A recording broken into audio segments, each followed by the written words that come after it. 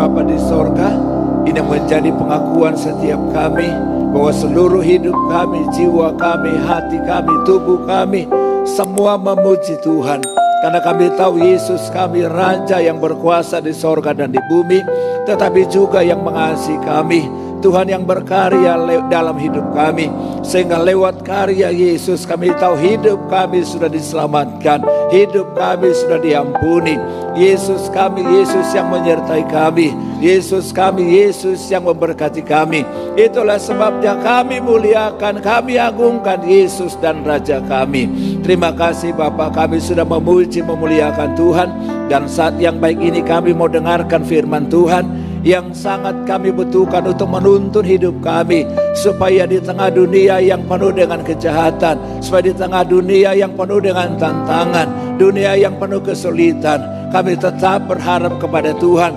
Dan selama kami hidup beriman kepada Tuhan, kami tahu kami akan diberkati oleh Tuhan. Kami akan mengalami terobosan, kami akan mengalami mukjizat, karena Bapa kami Bapa yang baik. Itu sebabnya Tuhan memberikan kami hikmat, terlebih kuasa untuk melakukan firman Tuhan yang kami dengar. Karena kami tahu kalau hidup kami sesuai dengan firman, maka doa kami dijawab oleh Tuhan, maka pengharapan kami tidak mengecewakan. Bahkan mukjizat, kuasa, terobosan kami alami dalam hidup kami. Berkatilah pemberitaan firman Tuhan ini di dalam nama Bapa, Anak dan Roh Kudus, di dalam nama Tuhan Yesus. Sama-sama katakan amin. Beri tepuk tangan yang meriah buat Tuhan.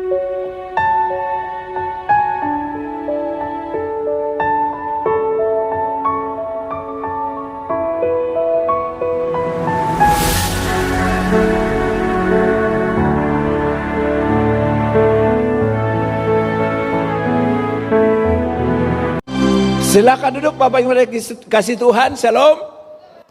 Puji Tuhan, senang bisa berjumpa dengan Bapak Ibu sekalian. Masih di bulan pertama di tahun ini, kita ada di rumah Tuhan. Dan saya percaya setiap orang yang haus akan Tuhan dan mencari Tuhan di rumahnya, maka Tuhan ada bersama dengan kita. Dan kalau Tuhan bersama dengan kita, kita pasti alami perkara-perkara yang luar biasa. Amin. Dan tahun ini Pak Gemala mendapatkan visi dari Tuhan, yaitu the year of readiness, artinya tahun selalu siap. Bilang sama-sama selalu siap. Jadi apapun yang terjadi ke depan, apakah hidup kita sedang diberkati, kita selalu siap. Karena ada banyak orang waktu susah bisa siap, bisa setia, tapi waktu diberkati dia tidak setia. Tapi sebaliknya ada orang waktu diberkati dia bisa siap, dia bisa setia, tapi waktu susah hidupnya berpaling dari Tuhan. Tetapi Pak Gembala mendapatkan visi dari Tuhan, apapun keadaannya kita selalu siap. Amin. Dan kalau kita siap pasti akan diberkati. Karena itu hari ini saya mau bahas tema yang sangat penting buat kita, yaitu kesiapan. Coba buka teksnya. Bisa diklik. Oke. Kesiapan hidup dalam apa? Pengharapan. Bilang sama-sama hidup dalam pengharapan. Langsung kita buka ayatnya dari Kitab 1 Petrus pasal 1 ayat 3 sampai 9. Kita baca bergantian, Bapak Ibu sekalian, saya baca ayat yang ganjil, lalu Bapak Ibu bisa membacakan ayat yang genap. Ayat 3 demikian firman Tuhan. Terpujilah Allah dan Bapa Tuhan kita Yesus Kristus, yang karena rahmat-Nya yang besar telah melahirkan kita kembali oleh kebangkitan Yesus Kristus dari antara orang mati kepada suatu hidup yang penuh pengharapan. Silakan Bapak Ibu.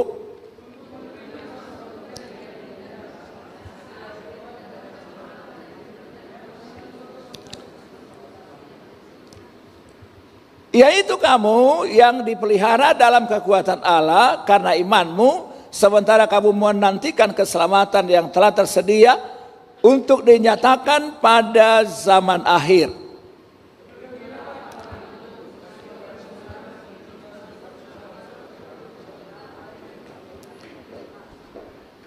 Ayat 7, silakan.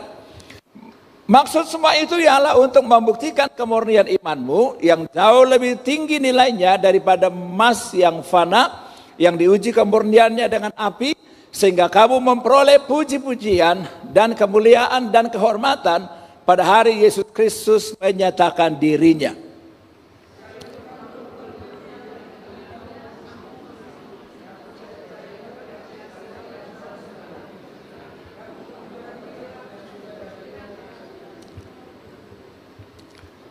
Karena kamu telah mencapai tujuan imanmu, yaitu apa? Keselamatan jiwamu. Langsung klik lagi, kita lihat pendahuluan saya tulis seperti ini.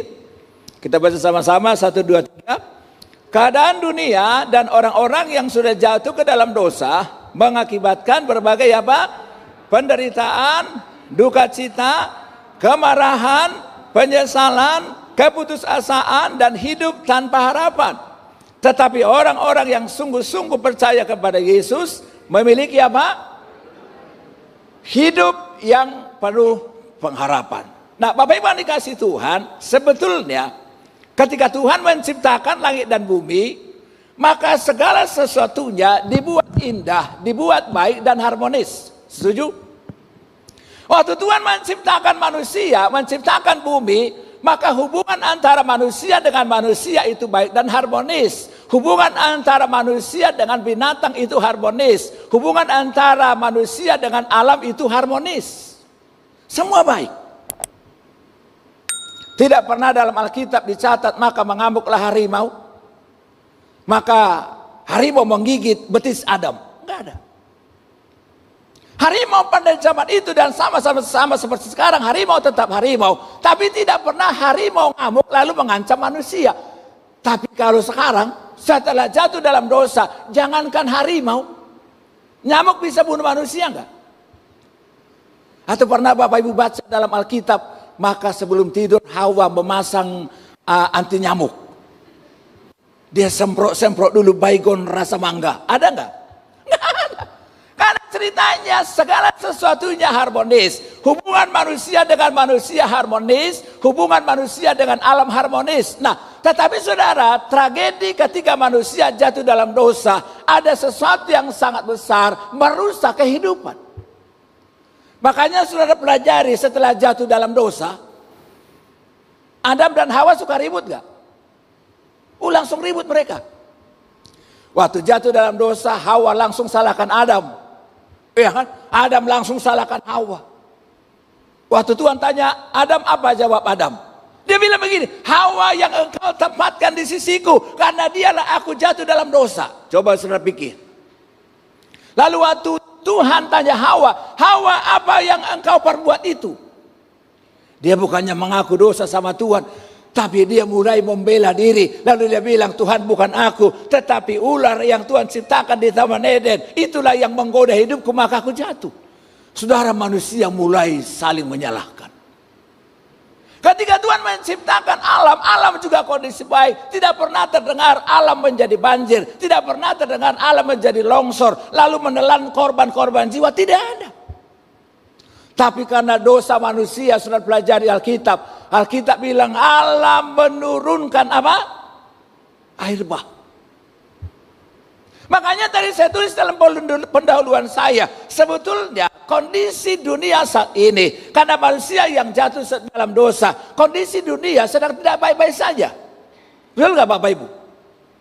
Keluarga-keluarga hari-hari ini, sekalipun mungkin mereka ada di gereja, tapi belum tentu semua keluarga baik. Setuju gak Bapak Ibu? Apakah orang yang sudah suami istri, anak-anak rajin ke gereja, udah semua baik? Belum tentu. Satu kali ada di gereja kita, bukan di gereja lain. Tapi nggak usah saya beritahu di mana ya tempatnya ya. Kalau saya bilang nanti di Tamres, saudara cari-cari namanya. Ya kan? Kalau saya bilang nanti di Danaplas, saudara minggu depan ke Danaplas coba cari nama itu.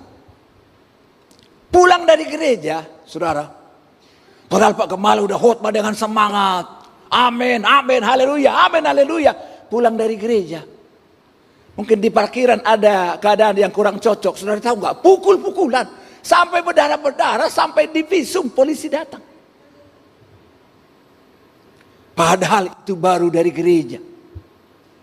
Kenapa? Karena manusia yang sudah jatuh dalam dosa pasti akan hidup mengecewakan, pasti akan hidup saling membinasakan, pasti akan hidup saling membawa penderitaan kepada manusia. Tetapi puji Tuhan, hari ini kita beritahu Yesus datang membawa harapan buat kita. Sehingga kita bilang, aku datang bukan membawa penderitaan, aku datang bukan membawa kebinasaan, tapi Alkitab bilang Yesus datang supaya kita hidup, dan kita hidup dalam kelimpahan. Makanya saya nggak mau tahu orang bilang apa tahun 2026. Saudara, kalau amatin media sosial, kalau saudara amati berita politik, kira-kira dunia ini sedang membaik nggak, Bapak Ibu? Siapa di sini yang pernah nonton YouTube tentang politik? Oh, nggak ada. Jadi saudara cuma baca Alkitab aja sama doa. Pantasan saya lihat wajahnya lembut-lembut banget ya. Iya kan? Semua baik-baik ini ya.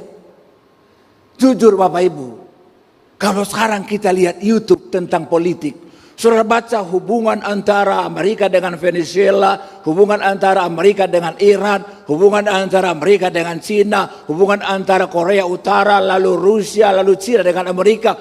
Itu banyak sekali berita-berita yang menakutkan. Tetapi saya nggak mau tahu dengan itu. Saya percaya orang yang sungguh-sungguh berharap kepada Tuhan, dunia bisa mengalami goncangan, tapi hidup kita penuh harapan. Amin. Saudara, itulah yang menjadi doa kami para hamba-hamba Tuhan. Supaya siapapun kita yang setia datang beribadah kepada Tuhan. Bukan sekedar kita rajin ke gereja. Bukan sekedar kita absen ke gereja. Tetapi doa kami supaya setiap umat Tuhan sungguh-sungguh berjumpa dengan kuasa dan kemuliaan Tuhan. Amin. Dunia ini bukan bertambah baik. Dunia ini akan semakin mengecewakan. Saudara, kita sebagai anak Tuhan gak bisa memungkiri. Dimanapun kita bisa berada, kita bisa menghadapi situasi yang menakutkan, kita bisa menghadapi situasi yang mengecewakan. Tapi dengar baik, hidup kita gak ditentukan oleh dunia di sekitar kita. Amin. Saya percaya kalau saya tanya Bapak Ibu, siapa di sini yang sudah pernah hidup mengalami dikecewakan? Pasti semua angkat tangan. Setuju? Bu, udah pernah dikecewakan suami belum? Wah, tiap hari Pak Pendeta.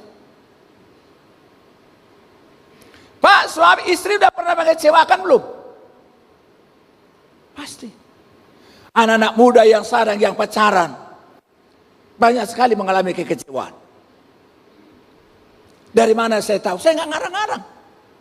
Saya satu kali konselingin yang mau menikah di gereja kita, lalu saya tanya itu yang cewek. Lalu saya tanya, kalau mau jujur kira-kira ini pacarmu yang keberapa? Dibilang yang ke-7 Pak. Ngeri juga ya zaman sekarang ya. Kalau dulu zaman kita pacaran, kalau saudara lahir tahun 60-an, 70-an. Kan? Kita 2-3 kali pacaran aja udah keren. Lalu saya tanya itu si cewek, kenapa sih kok sampai 7 kali pacaran? Wah, saya kan banyak dikecewakan Pak. Jadi saya juga mesti mengecewakan cowok-cowok. Bayangkan itu. Lalu saya tanya calon suaminya. Saya bilang ini kan istrimu kan, calon istrimu kan udah jujur. Dia 7 kali pacaran. Sampai sekarang. Lalu saya tanya, kamu berapa kali? Dia bilang 9 kali Pak. Tapi pada dasarnya sama. Kenapa ada banyak orang hari ini nggak bisa setia, baik dalam rumah tangga, baik dalam pacaran? Bukan karena kurang berkat Tuhan, tetapi jawabannya sederhana. Karena hari-hari ini kita sedang hidup pada dunia yang bisa mengecewakan kita, yang bisa membuat kita marah, yang bisa membuat kita berduka cita. Tapi dengar baik ini, berita baik buat kita. Anak-anak Tuhan nggak hidup karena reaksi orang, tetapi anak Tuhan hidup dalam pengharapan. Amin. Itu sebabnya saya tulis begini. Coba next. Keindahan pengharapan anak-anak Tuhan tidak hanya berfokus kepada keindahan kehidupan yang sementara di dunia ini, tetapi apa? Kepada keindahan kehidupan yang kekal dan penuh kemuliaan bersama dengan Bapa di surga. Pak, Bu, anak-anak Tuhan yang duniawi, ada nggak anak Tuhan duniawi? Ada. Dia datang ke gereja, biasanya apa yang dicari kalau orang yang duniawi? Kalau yang belum ada pacar, apalagi udah di atas 30, dia cari-cari cewek yang cantik atau cowok yang ganteng duduk di sebelahnya. Langsung dia arahkan tangan, Tuhan biarlah saat ini aku klaim dia jadi pacar saya. Itu duniawi. Betul ya? Orang yang lagi susah hidupnya, maka datang ke gereja tujuannya apa? Dia berdoa sama Tuhan, Tuhan, aku datang ke gereja, aku setia berdoa, biarlah kiranya Tuhan memberkati hidup saya. Itu bisa duniawi enggak? Bisa juga. Kalau gitu gimana Pak Pendeta? Apakah kita salah berdoa supaya kita diberkati? Saya nggak bilang salah kalau kita berdoa diberkati. Justru para hamba Tuhan, saudara-saudara sekalian, kita harus berdoa supaya kita diberkati oleh Tuhan, supaya kita bisa menjadi berkat. Tetapi yang menjadi persoalan adalah jangan sampai kita sama dengan orang-orang dunia, di mana kita rajin ke gereja, di mana kita punya pengharapan, tapi kita mengikatkan pengharapan kita kepada apa yang ada di dunia. Amin. Anak-anak Tuhan itu fokus pengharapannya adalah kepada kehidupan yang penuh kemuliaan bersama dengan Bapa di sorga. Bilang sama-sama, kehidupan yang penuh bahagia bersama dengan Bapa di sorga. Saudara, pada zaman itu, jemaat yang disurati oleh Petrus adalah jemaat yang penuh penderitaan. Kenapa? Karena mereka sedang merantau. Jadi di perantauan mereka ditindas, mereka menghadapi banyak pencobaan. Kan kadang-kadang masalahnya ketika orang menghadapi banyak penderitaan, masalahnya kadang-kadang ada banyak orang hanya fokus kepada penderitaannya. Betul nggak Bapak Ibu? Betul ya? Ketika kita mengalami penderitaan, apalagi penderitaannya sudah lama, penderitaannya begitu berat, ada banyak orang boro-boro setia kepada sesama, ke Tuhan saja pun dia nggak bisa setia. Tetapi Petrus ingin menyampaikan kepada jemaat yang dia surati, supaya apapun keadaannya, supaya mereka tetap setia kepada Tuhan, supaya mereka tetap berpengharapan kepada Tuhan. Karena Petrus tahu orang yang berharap kepada Tuhan tidak pernah akan dikecewakannya. Alkitab bilang orang yang berharap kepada Tuhan tidak akan dipermalukan. Amin. Kami berdoa supaya setiap hamba Tuhan, setiap umat Tuhan di gereja kita, orang yang setia berharap kepada Tuhan. Ketika menghadapi tantangan, ujungnya dia lihat terobosan, ujungnya dia lihat mukjizat. Kenapa? Karena memang Alkitab bilang orang yang berharap kepada Tuhan tidak akan dipermalukan. Karena itu pertanyaan sederhana, coba kita lihat. Mengapa hidup orang percaya penuh pengharapan? Coba kita lihat yang pertama, kita baca sama-sama 1, 2, 3. Karena apa? Menerima rahmat Allah yang besar. Coba kita baca ayatnya. Terpujilah Allah dan Bapa Tuhan kita Yesus Kristus, dikatakan apa? Yang karena rahmatnya yang besar telah melahirkan kita kembali oleh kebangkitan Yesus Kristus di antara orang mati kepada suatu hidup yang penuh pengharapan. Berarti kalau saya ditanya, kenapa sih Pak Pendeta, orang Kristen, anak-anak Tuhan harus hidup dalam pengharapan? Yang pertama adalah karena hidup kita sudah menerima apa? Rahmat yang besar. Kadang-kadang orang bikin nama anaknya Rahmat. Ada di sini yang nama Rahmat. Kalau waktu ditanya apa sih arti rahmat, dia nggak ngerti. Apa sih Bapak Ibu maksud Petrus waktu ditanya? Dia bilang terpujilah Allah. Pertanyaannya, kenapa Petrus memuji Tuhan? Hello? Apakah karena doanya sudah dijawab? Enggak. Kenapa Petrus memuji Tuhan? Apakah karena dia sudah terima mukjizat? Tapi dia bilang, terpujilah Allah dan Bapa Tuhan kita Yesus Kristus, yang karena rahmatnya yang besar telah melahirkan kita kembali. Rahmat yang besar artinya itu pemberian Tuhan, kebaikan Tuhan yang kita terima bukan karena kebaikan kita, tetapi sungguh karena kemurahannya. Kalau saya ditanya, apa sih rahmat Tuhan yang paling besar dalam hidup kita? Kira-kira buat ibu-ibu apa rahmat Tuhan yang paling besar dalam hidup kita? Mungkin ada yang bilang begini, Pak Pendeta, rahmat Tuhan paling besar dalam hidup saya adalah suami saya. Dia baik sekali Pak Pendeta. Waktu saya tidur, waktu itu pernah saya ingat, dia beli berlian 10 karat, dia gantungkan di leher saya. Oh, itu mantap itu ya. Bu, kalau ada suami begitu, senang gak kira-kira? Senang ya? Lagi tidur, tiba-tiba bangun, udah lihat kalung berlian 10 karat. Keren juga itu.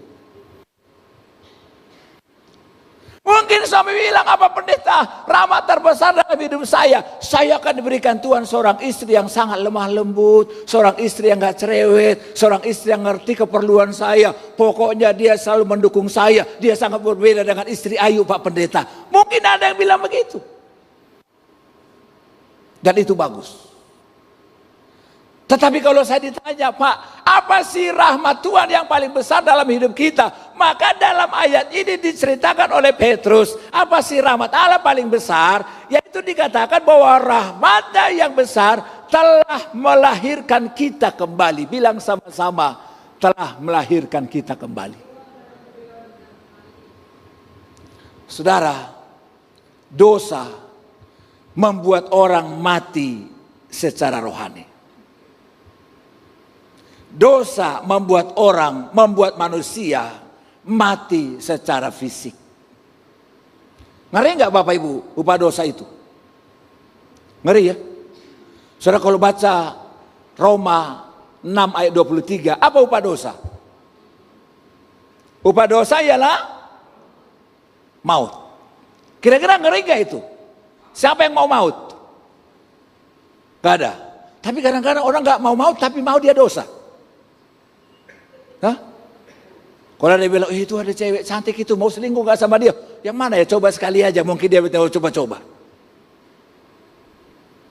Tetapi puji Tuhan, Petrus bilang apa? Rahmatnya yang besar itu bukan ditentukan oleh mukjizat. Rahmatnya yang besar itu bukan ditentukan oleh doa yang dijawab. Tapi dia bilang rahmat Tuhan yang paling besar karena kita orang berdosa dilahirkan kembali. Saya mau tanya Bapak Ibu, kalau ada di antara orang meninggal lalu belum dilahirkan kembali, kemana dia lari? Hah? Kemana? Kalau ada orang meninggal belum dilahirkan kembali, dia larinya ke surga apa ke neraka? Halo? Ke surga apa ke neraka? Saya sudah bilang saya belum pernah ke surga dan neraka, nggak tahu saya di mana dia. Saudara, kenapa Petrus bilang begini? Bahwa rahmat Tuhan terbesar adalah kelahiran kembali. Karena Petrus tahu, sehebat apapun orang di dunia, sekaya apapun dia di dunia, secantik apapun dia di dunia, tapi kalau dia mati tanpa kelahiran baru, tidak ada jalan, maka dia akan dibuang ke dalam api neraka yang mengerikan. Itulah sebabnya dia bangga. Dia bilang kita ini telah dilahirkan kembali. Bukan karena kita hebat, bukan karena kita baik, tapi kita dilahirkan kembali karena rahmatnya yang besar. Amin. Semua jemaat gereja Glow Fellowship Center, baik yang ada di tempat ini maupun yang di rumah ibadah secara online, kita harus tahu kalau kita mati. Dan kalau kita sudah dilahirkan kembali, maka kita pasti ada dalam kemuliaan bersama dengan Bapa di sorga. Amin. Itulah kelahiran kembali menjadi rahmat yang besar. Karena Alkitab bilang, apalah artinya seorang memiliki seisi dunia, tapi Alkitab bilang, tapi dia kehilangan nyawanya. Saudara, buat orang yang percaya Yesus, buat orang yang menerima rahmat yang besar, maka sorga menjadi kepastian. Amin. Itulah sebabnya orang yang percaya Tuhan, orang yang sudah dilahirkan kembali, dia tidak takut mati. Betul gak Bapak Ibu? Kalau ada di antara kita yang sakit lalu kita takut mati, jangan-jangan itu belum dilahirkan kembali. Tapi kalau orang yang sudah dilahirkan kembali, betul sih, secara manusia kadang-kadang kita belum siap mati. Kenapa? Karena masih ada tanggung jawab kita. Betul ya Bapak Ibu ya? Ibu-ibu yang masih punya anak-anak, kebanyakan masih takut mati. Kalau tanya kenapa takut mati? Kan Pak Pendeta, saya kan masih punya anak kecil, nanti kalau saya mati siapa yang ngurus mereka? Buat saya itu ketakutan yang bagus. Tapi kalau orang takut mati karena nanti dia bilang, nah Pak Pendeta, nanti kalau saya mati kan saya akan bisa masuk neraka. Berarti dia belum sadar, dia sudah dilahirkan kembali. Tetapi puji Tuhan hari ini Petrus mengingatkan kita firman Tuhan bahwa setiap orang yang sudah mendapatkan rahmat yang besar, maka dijamin dia sudah dilahirkan kembali. Dan kalau kita sudah dilahirkan kembali, maka apapun yang terjadi, kita tahu Tuhan pegang hidup kita. Amin. Jadi pertanyaannya, mengapa hidup orang percaya penuh pengharapan? Maka yang pertama jawabannya karena kita menerima rahmat yang besar. Sekalipun doa kita belum dijawab, ingat bahwa rahmat Tuhan besar dalam hidup kita. Amin. Sekalipun penyakit masih tetap ada, tapi ingat rahmat Tuhan besar dalam hidup kita. Amin. Yang kedua, mengapa hidup orang percaya penuh dengan pengharapan? Yang kedua, kita baca sama-sama. 1, 2, 3. Karena apa? Kita memiliki Tuhan yang Maha Kuasa. Ayatnya di ayat 3 dibilang begini, terpujilah Allah dan Bapa Tuhan kita Yesus Kristus, yang karena rahmatnya yang besar telah melahirkan kita kembali oleh apa? Kebangkitan Yesus Kristus dari antara orang mati kepada suatu hidup yang penuh pengharapan. Jadi kenapa hidup kita penuh pengharapan? Jawaban yang kedua, karena kita punya Tuhan adalah Tuhan yang Maha Kuasa. Amin. Saudara, Petrus ini kan punya pengalaman bersama dengan Yesus. Dulu sebelum dia tahu Yesus bangkit, dia pernah mengkhianati Yesus gak? Oh parah, setuju saya parah. Ketika Yesus ditangkap, mungkin Petrus belum lihat Yesus kalah betul. Maka dia masih sok jago, dia kayak preman Tanah Abang. Kalau kita bilang apa, dia ambil, kalau bahasa Medannya diambil kelewang. Ya, diambil parang. Lalu dia sok jago, dia mau bela Yesus, lalu dia tebas itu telinga pengawal. Putus gak telinganya? Putus ya. Tapi itu ternyata itu masih sifat yang sok jago. Belum betul percaya, belum betul mengenal Yesus Tuhan itu. Tetapi saudara, setelah itu kita bilang, waktu Yesus mulai disiksa, waktu Yesus mulai ditangkap, lalu Yesus mulai didera, apa yang Petrus lakukan? Ada orang yang bertanya, kalau nggak salah, dia ini juga adalah pengikut Yesus. Petrus bilang apa? Halo. Waktu orang bilang bahwa Petrus adalah pengikut Yesus, dia mengakui imannya enggak? Wah, enggak setuju dia. Langsung dia bilang, wah sungguh aku enggak mengenal dia, banyak alasannya. Artinya apa? Kenapa Petrus bisa menyangkal Yesus di tengah aniaya? Karena dia belum tahu Yesusnya itu Allah yang hidup. Betul enggak? Kan zaman itu Bapak Ibu, konsep kemesiasan Yahudi itu juga yang dipahami oleh Petrus. Dia pikir kenapa dia berani mati-matian membela Yesus? Karena menurut Yahudi, Mesias itu adalah datang dengan sebagai raja yang penuh kemuliaan. Dia akan menunggang kuda putih, maka nanti dia menjadi raja politik. Makanya Petrus berharap kalau Yesus menjadi raja, maka saya akan menjadi menterinya. Jadi kenapa nih Petrus awal-awalnya sok membela Yesus? Karena dia berpikir, wah Yesus inilah Mesias yang gagah perkasa, yang menjadi raja orang Yahudi. Tapi saudara, setelah Yesus ditangkap, apa yang terjadi? Dia mulai menyangkal Yesus. Setelah Yesus ditangkap, setelah Yesus mati, apa yang terjadi? Maka kita bilang, Petrus kembali kepada dunianya yang lama. Betul ya Bapak Ibu ya? Jadi kalau Petrus dulu penjala ikan, setelah Yesus mati dikubur, dia kembali menjadi penjala ikan. Jadi saya bisa bayangkan kalau Petrus ini awalnya ikut Yesus pencopet, ketika Yesus mati dikubur dia jadi Sampai lagi dia. Memprihatinkan ya Bapak Ibu ya. Tapi saudara luar biasa. Ternyata betul loh janji Yesus itu. Yesus bilang begini kan. Saudara mesti tahu bahwa anak manusia harus mati. Tetapi Yesus bilang pada hari yang ketiga dia akan bangkit kembali. Pertanyaan saya, sebelum Yesus bangkit mereka percaya enggak? Ngeri juga ya Bapak Ibu ya. Yesus yang ngomong, murid-muridnya nggak percaya. Jadi saya bayangin ini bagaimana kalau pendeta yang ngomong, kira-kira jemaat percaya nggak? Lah saudara, Yesus itu udah buat mukjizat, bangkitin orang mati, meneduhkan laut Galilea, coba ngusir setan, buat mukjizat, air jadi anggur. Dia ngomong sama murid-muridnya, percaya nggak? Nggak percaya. Makanya saya pikir kalau cuma pendeta yang ngomong sama jemaat, ini kira-kira percaya nggak ya?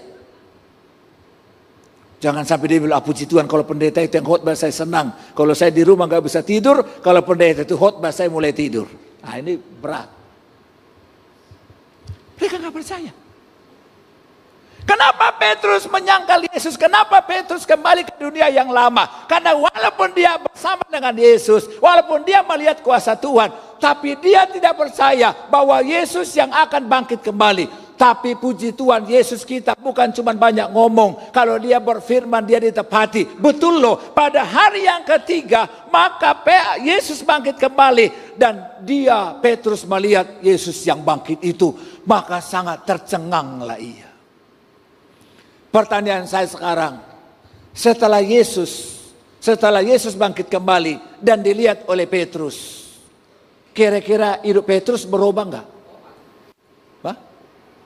Apa dia masih tetap menjala ikan enggak?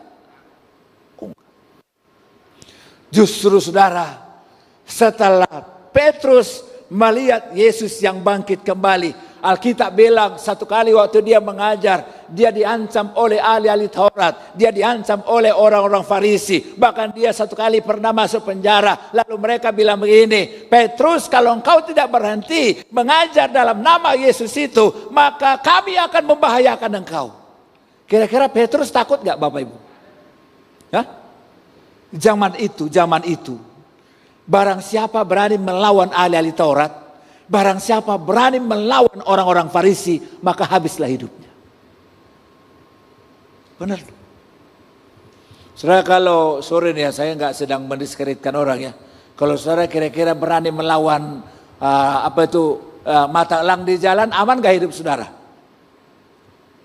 Hah? Mata elang yang garang-garang itu, aman gak? Berat itu bos. Tapi luar biasa loh Bapak Ibu. Walaupun Petrus diancam dengan ancaman yang besar, walaupun dia diancam ingin dianiaya, tapi dia bilang begini, silakan tuan-tuanku pilih, apakah mau taat kepada manusia, apakah saya mau takut kepada manusia, atau mau takut kepada Allah. Saudara ngerti gak sih maksud perkataan Paulus itu? Petrus ingin bilang begini, walaupun saudara mengancam saya, bahkan walaupun nyawa saya menjadi taruhannya, Petrus ingin bilang begini, saya tidak akan takut. Kenapa? Karena sekarang saya tahu Yesus saya bukan Yesus yang mati. Betul memang dia disalibkan, betul dia memang dikubur, tapi Petrus ingin bilang begini, tapi saya sudah menyaksikan Yesus yang bangkit dari antara orang mati. Itulah sebabnya saya berikan hidup saya untuk dia. Saudara, kalau kita berpengharapan kepada Yesus yang bangkit, kira-kira aman gak? Aman ya? Tadi kan lagu kita masih ya dengan tema ini ya, padahal saya gak janjian loh. Lagu apa tadi? Yang bangkit dan hidup, Yesus Kristus Tuhan. Saya kalau nyanyi bagus itu kalau udah masuk anggur, baru bagus. Ya? Kalau dulu panik anggur. Tapi saudara, yang kedua, kenapa kita berpengharapan kepada Tuhan sebagai orang percaya? Karena Petrus bilang, Kita punya Tuhan yang punya kuasa. Bahkan Yesus bilang begini, sebelum dia naik ke sorga, dia bilang kepada murid-muridnya, kepadaku telah diberi segala kuasa di sorga dan di bumi.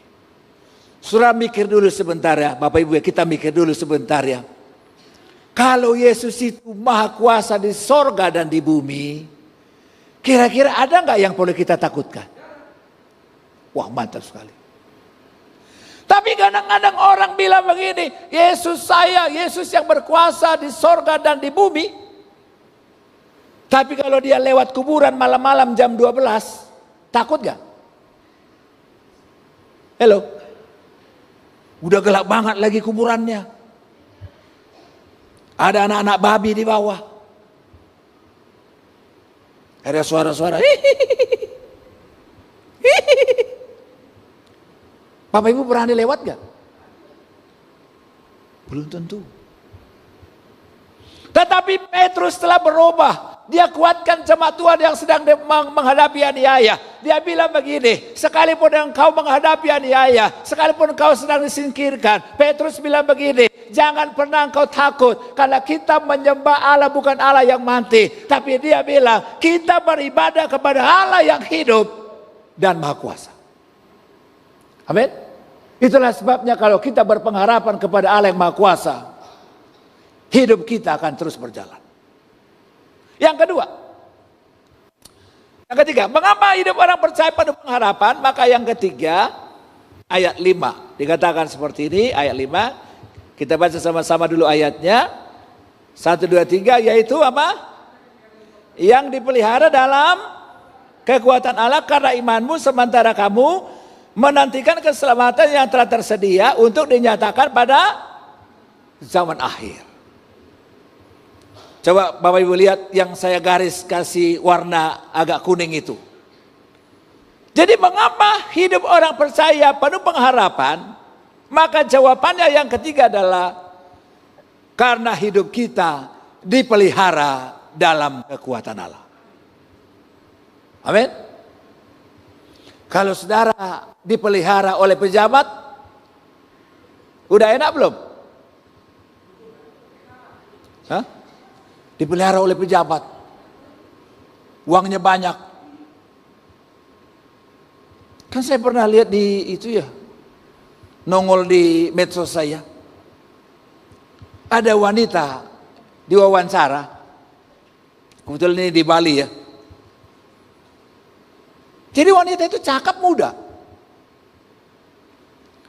Lalu waktu ditanya, bolehkah saya tahu apa pekerjaanmu? Udah cakep muda. Tapi waktu ditanya, boleh gak saya tahu apa pekerjaanmu? Dia bilang, saya gak bekerja. Keren juga ya, gak kerja tapi bisa hidup ya. Lalu itu si penanya tanya lagi, kalau gitu dari mana dong kamu bisa hidup? Dari mana kamu beli bajumu? Dari mana kamu bisa beli makeupmu? Kamu kan cakep. Dia bilang begini, saya ini dipelihara orang hebat katanya. Jadi istilahnya ada katanya sugar daddy. Siapa yang tahu istilah itu? Cuman pendeta, orang butuh orang baik semua ini. Saudara, sugar daddy artinya berarti ada om-om yang kaya, yang hebat, yang memelihara dia. Tetapi Alkitab bilang kita dipelihara Tuhan. Kenapa kita berpengharapan? Karena kita nggak sekedar dipelihara orang hebat, kita nggak sekedar dipelihara oleh pejabat. Tapi Alkitab bilang kita dipelihara katanya oleh kekuatan Allah. Sorry saya ngomong ini Bapak Ibu ya. Ada banyak sekali jemaat Tuhan yang rajin ke gereja, tapi masih bingung dengan kuasa setan, masih bingung dengan kuasa gelap. Betul gak? Kalau saya ditanya, kenapa sih orang bolak-balik minta pendeta datang ke rumah mendoakan rumahnya? Hello? Jawabannya sederhana, karena dia gak percaya kuasa Tuhan. Amin. Saya setuju dengan pengurapan, saya setuju dengan doa pelepasan, saya setuju dengan doa keliling. Tapi dengar baik ini, siapapun yang datang mendoakan kita, kalau kita nggak percaya dengan kuasa Tuhan, maka kita tidak pernah melihat pemeliharaan Tuhan yang sempurna. Amin. Tapi saya nggak mau tahu, mungkin orang mengancam kita. Pak Pendeta, hati-hati. Dia sedang pergi ke tukang sihir. Dan yang diminta untuk menyihir Pak Pendeta adalah tukang sihir tingkat dewa. Karena itu sekali 24 jam Pak Pendeta pasti mampus. Saudara nggak usah percaya itu. Karena orang bisa mengancam kita dengan kuasa kegelapan. Orang bisa mengancam kita dengan kekuatan sihir. Tapi yang saya tahu Alkitab bilang, Tuhan apa? Memelihara kita dengan kekuatan Allah. Ngeri nih bos nih. Kalau kita sadar ini, hidup kita pasti aman. Orang mulai takut-takutin kita, katanya kalau udah mulai perang ketiga, perang dunia ketiga. Memang awalnya perang itu kan paling antara Amerika dengan Uni Soviet ya. Antara mungkin kalau masuk Cina, antara Korea Utara. Mungkin sesama mereka itu yang punya apa tuh nuklir ya. Mungkin Iran. Tetapi Pak Prabowo bilang, walaupun nanti ributnya di sana perang dunia ketiga, kita juga mati juga. Cuma dia bilang, kita agak lebih lama matinya katanya. Itu Pak Prabowo yang bilang. Di sana perang, kita mati juga. Tapi penekanan saya bukan mendoakan supaya ada perang ketiga, bukan. Tapi pernyataan saya adalah, sekalipun ada perang dunia ketiga, sekalipun ada perang dunia keempat, itu nggak urusan kita. Karena urusan kita tetap tenang, kita nggak khawatir. Kenapa? Karena hidup kita nggak dijaga oleh nuklir, hidup kita nggak dijaga oleh senjata, tetapi hidup kita dijaga oleh kekuatan Allah. Makanya kita tenang. Orang bilang resesi. Saudara, orang bilang resesi. Kalau Tuhan yang pelihara kita, kita pasti aman. Saya sih nggak bilang orang resesi, karena dulu kan ada istilah yang keren banget sih ya. Tapi menurut saya perlu dikaji ya. Karena orang bilang dulu istilah, orang bisa resesi, tapi anak Tuhan selalu resepsi katanya. Pernah ya? Pernah saudara dengar enggak? Enggak juga, enggak gitu juga. Karena jemaat yang disurati oleh Petrus ini jemaat-jemaat di perantauan yang menderita. Mereka yang dianiaya, mereka yang difitnah, mereka sedang kelaparan. Tetapi hebatnya adalah mereka tetap dipelihara Tuhan. Betul enggak? Kan waktu ada kelaparan, Elia mengalami kelaparan enggak? Oh, tetap dia mengalami situasi. Tapi ada pemeliharaan Tuhan yang spesifik. Tetapi poin saya, kenapa orang percaya kita harus tetap hidup dalam pengharapan? Karena kita bilang kita dipelihara oleh kekuatan Allah. Tapi pertanyaan saya, ini agak sensitif ini. Siapa sih yang dipelihara oleh Tuhan? Apakah jemaat-jemaat Tuhan yang ibadah di Gelo? Apakah jemaat-jemaat Tuhan yang ibadah di sinode lain? Siapa yang dipelihara Tuhan? Halo, siapa yang dipelihara Tuhan? Coba kita baca ayat ini. Yaitu kamu yang dipelihara Tuhan dalam kekuatan Allah karena apa? Karena imanmu. Ternyata saudara, orang yang mengalami pemeliharaan Tuhan bukan karena jabatannya sebagai pendeta. Bukan. Orang yang dipelihara Tuhan bukan karena posisinya sebagai pelayan Tuhan. Bukan. Memang sih kita harapkan kalau kita pelayanan di gereja, kita dipelihara. Tetapi poin saya adalah orang yang dipelihara Tuhan itu bukan karena dia ganteng, bukan karena dia cantik, bukan karena dia pintar. Tetapi Alkitab bilang orang yang dipelihara Tuhan keselamatannya adalah orang yang apa? Beriman kepada Tuhan. Masalahnya Bapak Ibu, jemaat di perantauan yang disurati oleh Paulus, mereka udah mulai stres. Kok kenapa katanya kok Tuhan itu begini, kenapa sih firman Tuhan itu begini, tetapi kita kenapa kok dianiaya. Lalu mereka mulai frustasi. Tapi firman Tuhan bilang sama mereka, kalau engkau beriman, Tuhan pelihara engkau dengan baik. Walaupun ada kesulitan, bukan berarti Tuhan gak pelihara engkau. Tetapi Petrus ingin bilang begini, kalau saat ini engkau sedang susah, bukan berarti Tuhan meninggalkan. Tapi Petrus bilang begini, karena Tuhan sedang mengizinkan imanmu dicobai. Itu poinnya. Kenapa iman kita mesti dicobai? Kalau saudara baca tadi perikop itu, saudara akan temukan di situ. Kenapa iman kita perlu dicobai? Karena kata Alkitab di perikopnya, karena iman kita itu jauh lebih tinggi nilainya daripada emas dan perak. Jauh lebih tinggi. Kenapa lebih tinggi? Karena iman membawa kita pada mukjizat. Karena iman membawa kita pada kemuliaan. Iman membawa kita pada kekekalan. Tapi sayangnya ada banyak orang yang karena berlian, ada banyak karena emas, ada banyak karena perak, lalu meninggalkan imannya. Sementara Petrus bilang begini, imanmu itu di mata Tuhan jauh lebih mahal harganya daripada emas dan perak. Mungkin kita bilang begini, Pak Pendeta, memang tahun 2025 hidup kami agak susah. Itulah tahun buat kami nggak bisa beli perhiasan buat istri, Pak. Mungkin ada yang bilang begitu. Mungkin tahun 2005 tahun yang sulit buat kami. Itulah masa-masanya kami satu keluarga nggak bisa lagi jalan-jalan ke luar negeri karena keuangan kami sedang diproses. Mungkin orang bilang begini, kami tidak bisa menikmati liburan yang indah. Oh, oke, nggak apa-apa. Karena nilai kita di mata Tuhan bukan tergantung apa yang kita punya, tapi nilai kita di mata Tuhan. Alkitab bilang, kamu dipelihara oleh imanmu. Artinya apa? Apapun yang terjadi di sekitar kita, selama orang percaya punya iman, manusia bisa mereka-reka yang jahat, tapi buat saya, orang beriman selalu ada dalam pembelaan Tuhan. Kita dipelihara, bos. Saya udah cek toko-toko di Alkitab, orang-orang hebat. Mereka juga punya penderitaan. Paulus punya penderitaan gak, Bapak Ibu? Halo? Paulus itu pernah kekurangan gak? Pernah?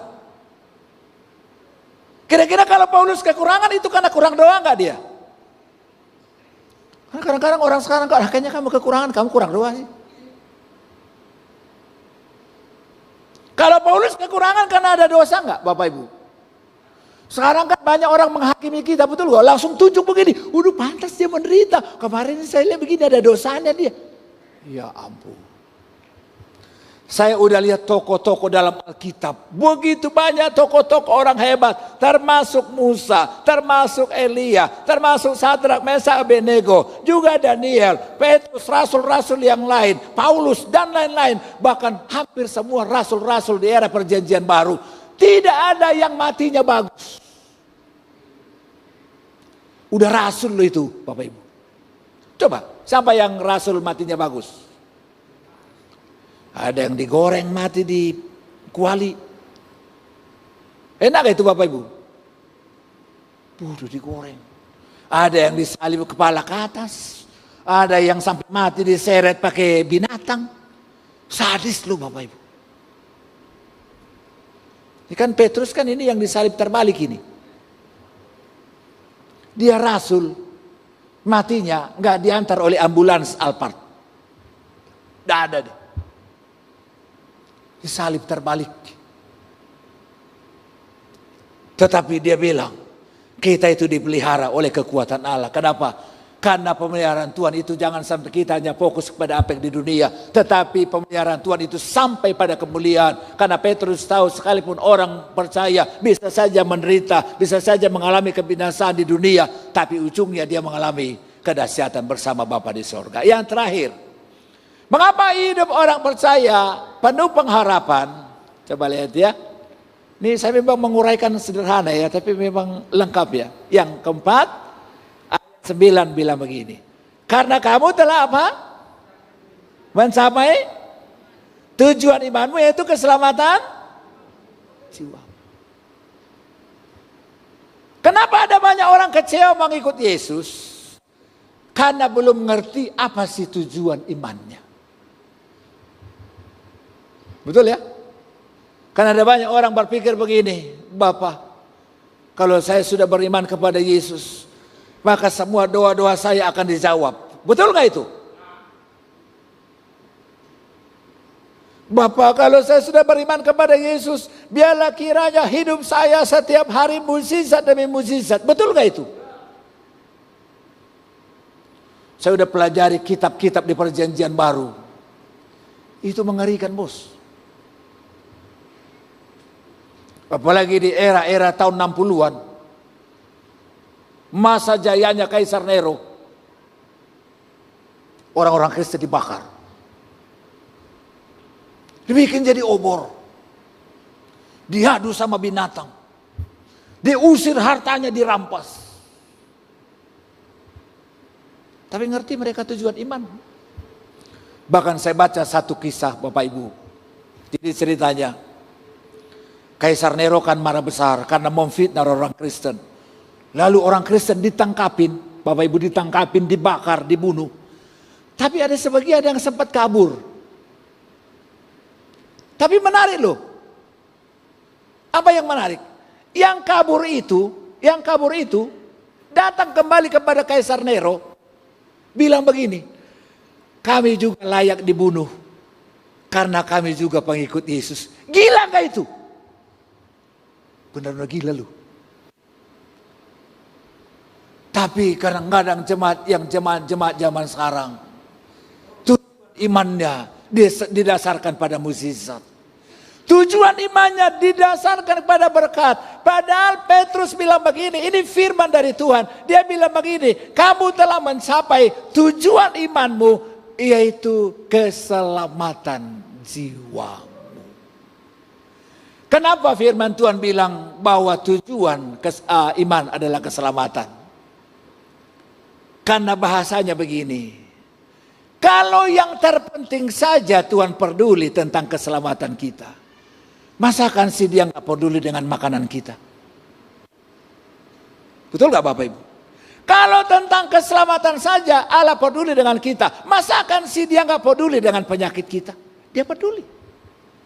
Tapi Petrus ingin menyampaikan, kalau kita beriman kepada Tuhan, jangan sampai fokus kita kepada perkara-perkara yang jasmani. Tapi kita pastikan kita harus setia sampai akhir. Kenapa? Karena tujuan iman kita adalah keselamatan kita.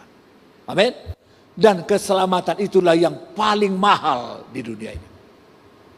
Kalau Bapak Ibu masih merasa uang lebih mahal dari keselamatan, maka kita belum mengerti nilai pengorbanan Yesus. Yesus bilang apa? Apalah artinya seorang memiliki apa? Seisi dunia, bos. Bukan 1, 2, 3 rekening. Seisi dunia. Kalau dia kehilangan nyawanya, tidak ada artinya. Itulah sebabnya mengapa hidup kita orang percaya penuh pengharapan. Karena kita sudah mencapai tujuan iman kita. Karena kita sudah diselamatkan. Artinya apa? Kalau saudara sudah percaya kepada Yesus, kalau kita sudah dilahirkan kembali, kalau besok kita mati, jiwa kita itu selamat. Tapi kalau kita gak percaya kepada Yesus, gak beriman, kalau besok kita mati, maka kita binasa. Itulah sebabnya Petrus bangga sekali dengan Yesusnya. Karena dia tahu dia Allah yang luar biasa. Amen. Karena itu saya simpulkan seperti ini. Saya undang pemain musik bisa maju ke depan. Kita angkat pujian janjimu seperti fajar pagi hari. Kesimpulan saya adalah kehidupan orang-orang percaya bisa saja apa? Mengalami keadaan yang sulit dan berduka cita. Saudara, kalau saudara ikut Tuhan, jangan saudara pernah mimpi bahwa tidak akan ada lagi pencobaan. Jangan saudara pernah berpikir bahwa tidak akan ada lagi masalah. Masalah masih ada. Tetapi bedanya adalah orang yang sungguh-sungguh berharap kepada Yesus memiliki kehidupan yang penuh pengharapan, tidak akan dikecewakan dan tidak akan dipermalukan. Kesimpulannya adalah kita boleh sama-sama menghadapi masalah, kita boleh sama-sama menghadapi kesulitan, tapi akan Tuhan buat berbeda. Kalau kita orang percaya, selalu Tuhan buka jalan, selalu Tuhan berikan penghiburan, selalu Tuhan berikan kekuatan. Kenapa? Karena Dia Tuhan yang tidak mengecewakan kita. Yesus yang berkata, orang yang berbahagia adalah orang yang tetap berharap kepada Tuhan. Amin. Karena itu mari kita datang sama Tuhan, kita angkat pujian, kita bangkit berdiri Bapak Ibu, kita angkat pujian, janjimu seperti fajar pagi hari. Bapak Ibu yang dikasihi Tuhan, kita bersyukur dan bangga karena hari ini kita diingatkan oleh firman Tuhan bahwa hidup orang-orang percaya adalah hidup yang penuh pengharapan, hidup yang penuh dengan kemuliaan. Kita berpengharapan kepada Tuhan, bukan karena tidak ada masa-masa yang sulit. Jemaat yang sedang disurati oleh Rasul Petrus adalah jemaat-jemaat yang sedang menghadapi pencobaan, jemaat-jemaat yang sedang mengalami kesulitan dan penderitaan. Tetapi mereka tetap berharap kepada Tuhan. Kenapa? Karena mereka tahu Yesusnya Allahnya bukan Allah yang mati, bukan manusia biasa, tetapi Yesusnya adalah Yesus Allah yang hidup, yang berkuasa di sorga dan di bumi.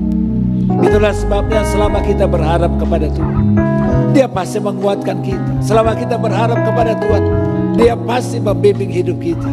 Selama kita berharap kepada Tuhan, diberikannya mukjizat, diberikannya jalan keluar, diberikannya keselamatan dalam hidup kita. Kalau itu menjadi doa, engkau angkat tangan di hadapan Tuhan. Kita bersyukur hari ini karena firman Tuhan mengajarkan bahwa Allah kita Allah yang penuh dengan rahmat. Dia memberikan kebaikannya bukan karena kita baik, bukan karena kita pintar, bukan karena kita hebat, tetapi karena kasih-Nya yang luar biasa. Dia menganugerahkan anaknya Yesus Kristus mati di salib, lalu mati, tetapi bangkit pada hari yang ketiga. Yesus yang hidup itulah yang akan memelihara hidup, yang akan memelihara hidup. Itulah sebabnya kalau saat-saat ini kita sedang menghadapi banyak tantangan, banyak kesulitan, jangan kecewa. Jangan menyalahkan keadaan, jangan bersungut kepada Tuhan. Karena kalau Tuhan izinkan sesuatu terjadi dalam hidup kita, bukan karena Dia gak sanggup segera menolong kita, tapi karena Dia sedang melatih iman kita yang jauh lebih tinggi nilainya dari emas dan permata. Iman kita lah yang sanggup buat mukjizat. Iman kita lah yang menggerakkan Tuhan mengerjakan, melakukan perkara besar. Iman kita lah yang membuat kita diselamatkan. Dan iman kita lah yang menuntun kita sampai pada kesudahannya. Itu sebabnya pastikan hari ini kita tetap ada dalam Tuhan. Pastikan kita hidup tetap beriman kepada Tuhan. Apapun yang terjadi, Dia tidak pernah meninggalkan kita. Dia selalu menyertai kita. Dan kalau Dia yang menyertai kita, maka Dia buat segala sesuatu indah pada waktunya. Terima kasih Bapa di sorga. Biarlah Roh Kudus yang memeteraikan firman Tuhan ini buat kami masing-masing. Sehingga kami sebagai anak Tuhan yang sudah dilahirkan kembali, kami tetap dituntun untuk tetap berharap kepada Tuhan.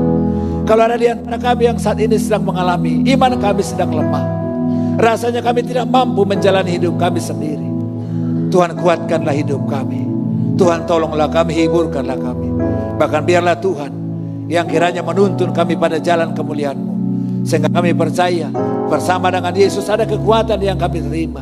Bersama dengan Yesus ada mukjizat, ada pertolongan yang kami alami dalam hidup kami. Terima kasih Bapa, terima kasih Bapa. Dan kalau ada di antara Bapak Ibu saudara sekalian yang saat ini sedang mengalami sakit secara fisik, karena saya percaya Alkitab berkata, nama Yesus, nama yang ajaib, nama yang menyembuhkan. Kalau kita berdoa dengan iman dalam nama Yesus, Dia dapat menyembuhkan hidup kita. Itu sebabnya arahkan imanmu dan angkat tanganmu. Kalau di antara kita yang sakit, tumpangkan tangan bagi bagian tubuh yang sakit. Kita berdoa bersama, biarlah mukjizat terjadi dalam hidup kita. Terima kasih Bapa di surga. Tuhan melihat anak Tuhan yang hari ini dengan iman menumpangkan tangan atas bagian tubuhnya yang sakit, karena percaya kepada Yesus. Dan biarlah janji-Mu digenapi. Kami berdoa dalam nama Yesus. Biarlah setiap penyakit yang ada dalam tubuh kami dijamah, disembuhkan di dalam nama Tuhan Yesus. Jadilah sembuh oleh karena bilur-bilur Yesus. Karena bagi orang percaya tidak ada perkara yang mustahil. Terima kasih Bapa. Kami imani apa yang kami doakan, Tuhan sudah dengar dari surga dan Tuhan sudah jawab. Sehingga kami hidup dalam kemuliaan Tuhan. Berkatilah keluarga kami masing-masing. Berkatilah suami istri dan anak kami. Berkatilah usaha bisnis, pekerjaan kami, seluruh rancangan kami. Kami bawa di hadapan Tuhan. Biarlah Tuhan yang membuat berhasil, dan semua untuk hormat kemuliaan bagi nama Bapa di sorga. Terima kasih Bapa. Dalam nama Yesus kami terima berkat dan mukjizat Tuhan. Haleluya. Sama-sama katakan amin. Beri tepuk tangan yang meriah buat Tuhan.